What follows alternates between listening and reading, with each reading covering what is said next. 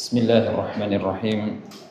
Assalamualaikum warahmatullahi wabarakatuh.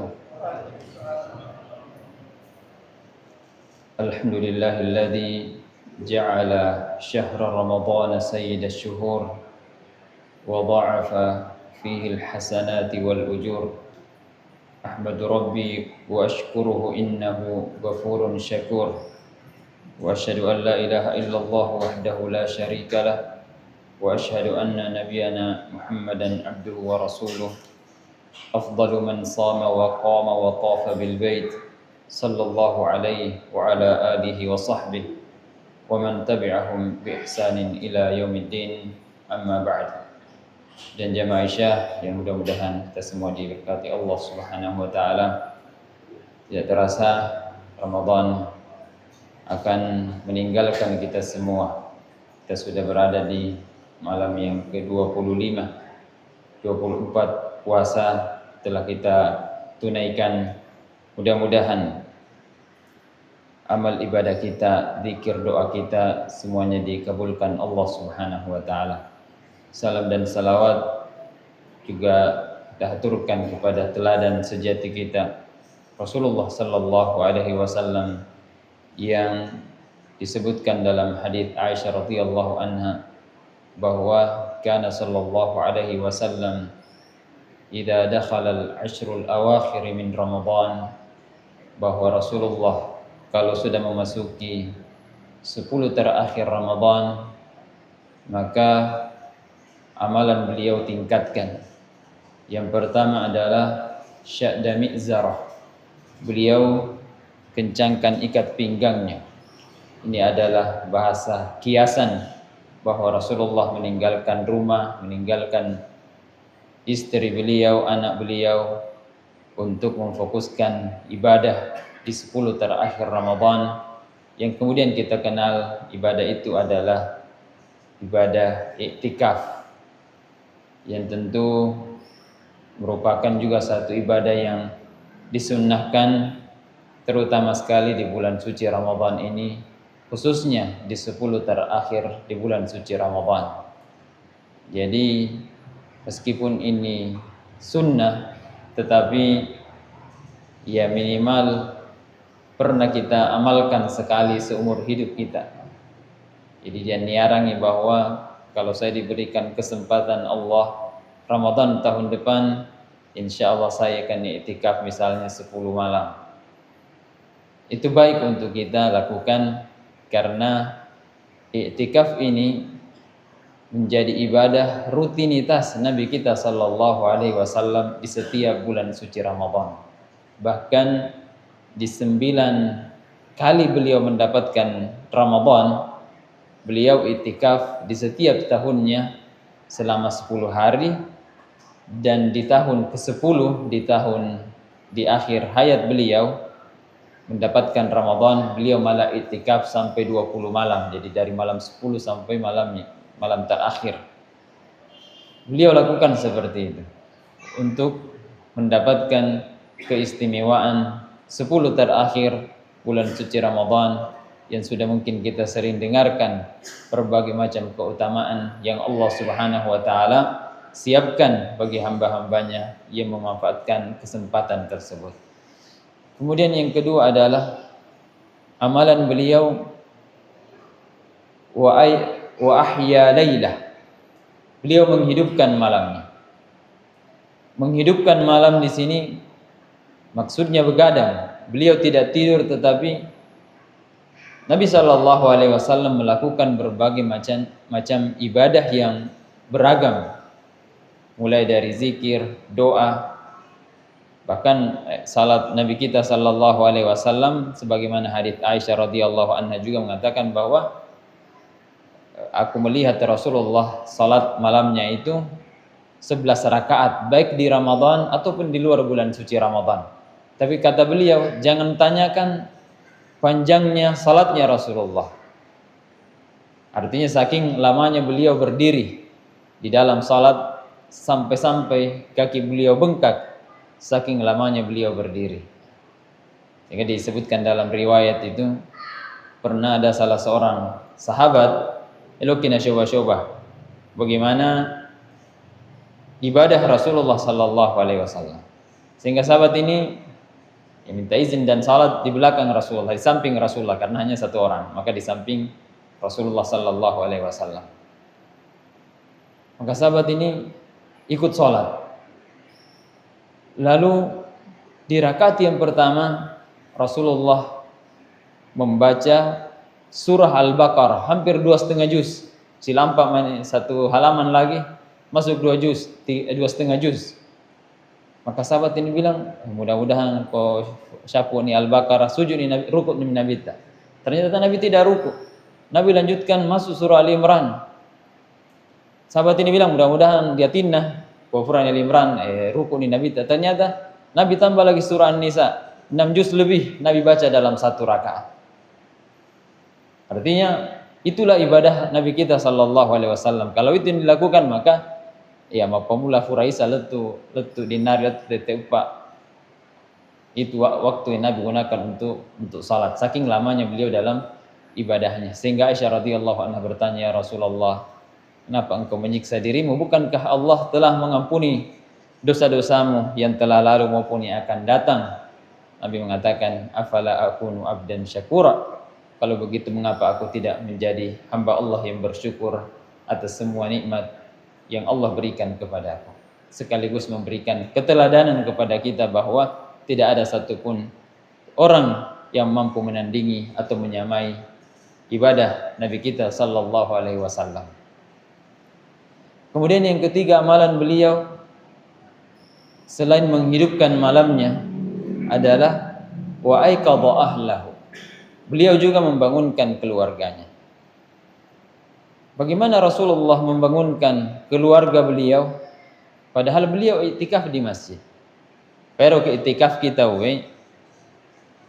tidak boleh kita tinggalkan masjid selama iktikaf kecuali ada 3 kondisi.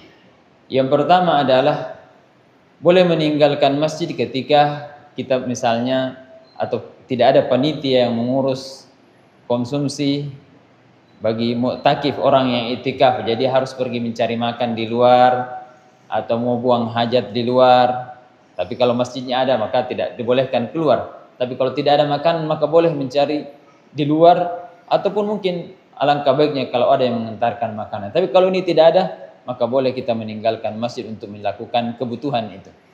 Maka itu tidak membatalkan i'tikaf. Yang kedua, meninggalkan masjid merupakan suatu ketaatan tetapi tidak wajib. Itu wajib.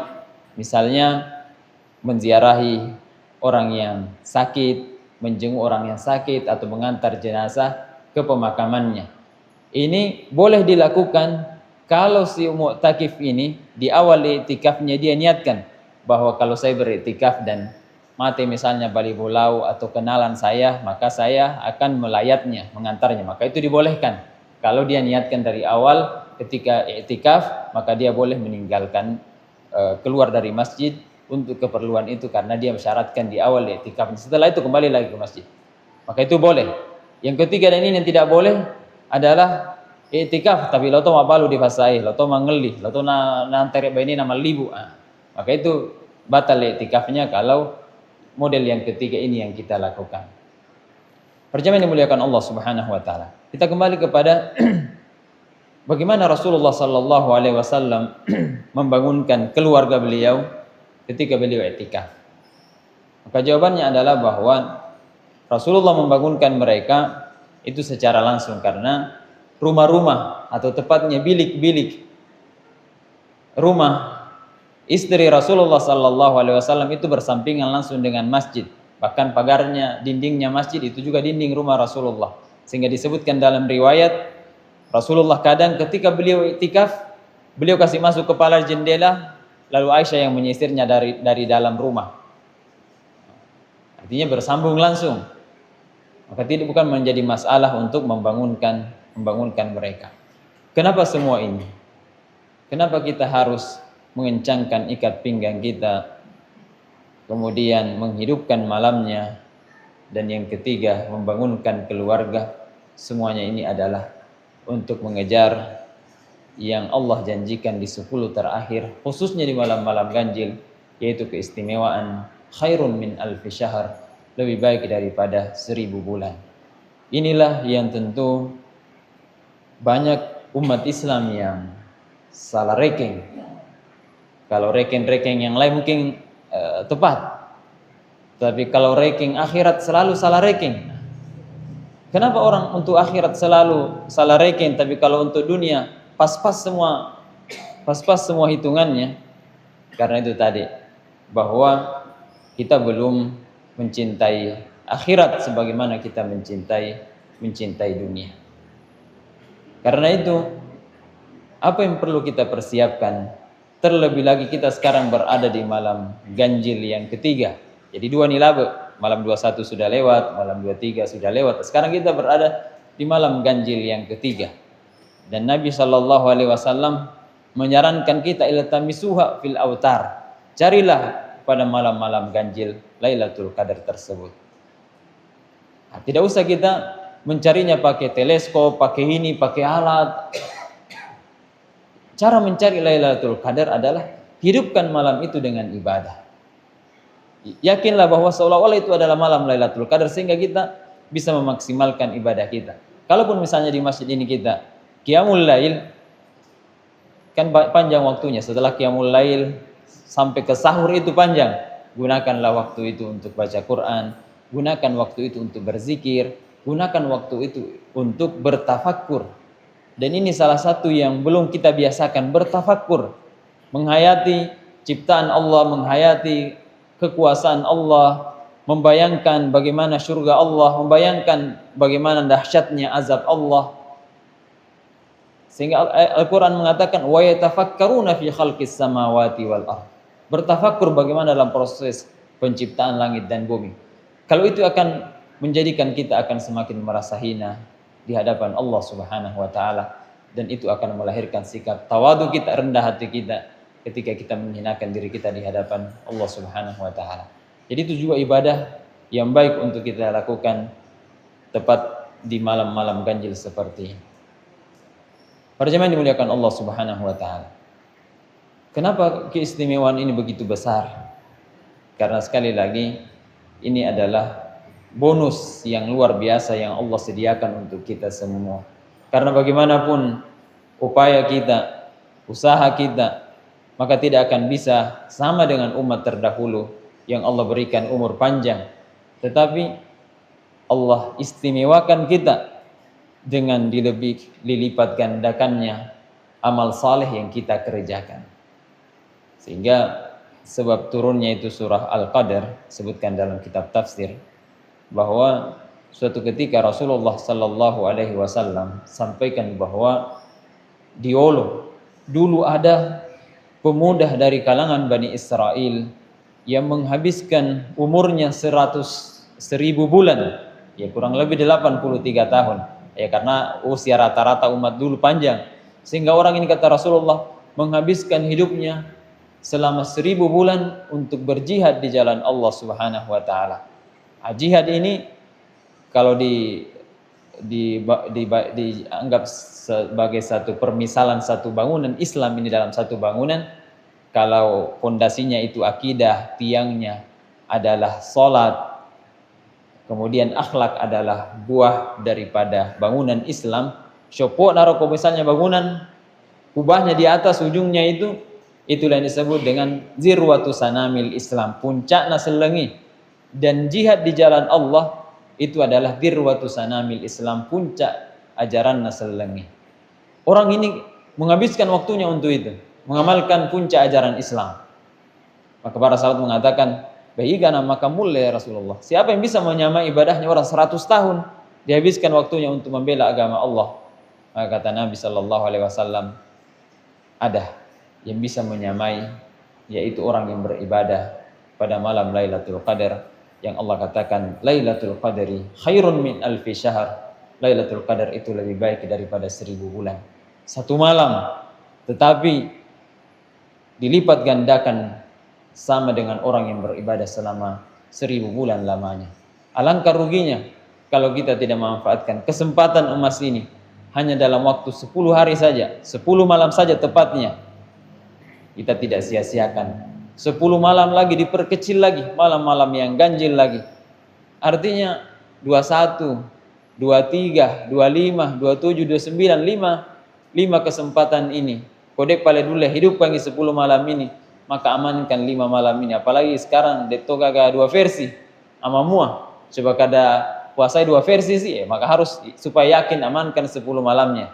Sekarang tidak, sama semua bersamaan puasa, maka mudah hitung-hitungannya. Tapi yang paling aman adalah amalkan i'tikaf yang dicontohkan Nabi kita sallallahu alaihi wasallam minimal sekali seumur hidup kita. Sehingga Imam Nawawi mengatakan dalam salah satu tulisan atau syarah beliau mengatakan bahwa man istabana lahu sunnah, siapa yang sudah jelas baginya itu adalah sunnah Nabi sallallahu alaihi wasallam, fala yahillu lahu an yada'a li qauli ahadin, maka tidak boleh dia tinggalkan sunnah itu karena ungkapan seseorang atau karena ada orang yang mengatakan ini detuna sunnah, padahal sudah jelas-jelas hadis Nabi sallallahu alaihi wasallam. Rasulullah 9 kali mendapatkan Ramadan dan di 9 kalinya ini pun beliau hidupkan dengan i'tikaf. Beliau sudah dijamin masuk surga, dijamin diampuni dosanya yang lalu dan yang akan datang, tapi toh masih memberikan keteladanan kepada kita.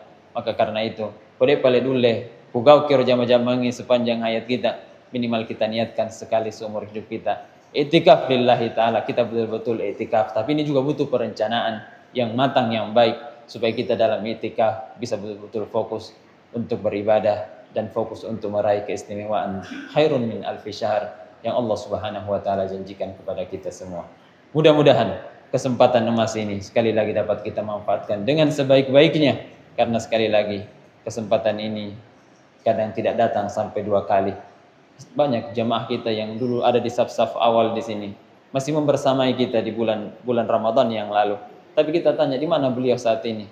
Beliau sudah menghadap kepada Allah Subhanahu wa taala. Kita pun sedang menuju ke sana, cuman kita tidak tahu kapan itu. Karena itu kita manfaatkan kesempatan emas ini dengan sebaik-baiknya. Mudah-mudahan Allah menerima amal saleh kita dan menjadikannya sebagai bekal terbaik bagi kita yang Allah terima ketika kita menghadapnya kelak di akhirat insyaallah. Aqulu qouli hadza wa astaghfirullah li wa lakum. Wassalamu alaikum warahmatullahi wabarakatuh.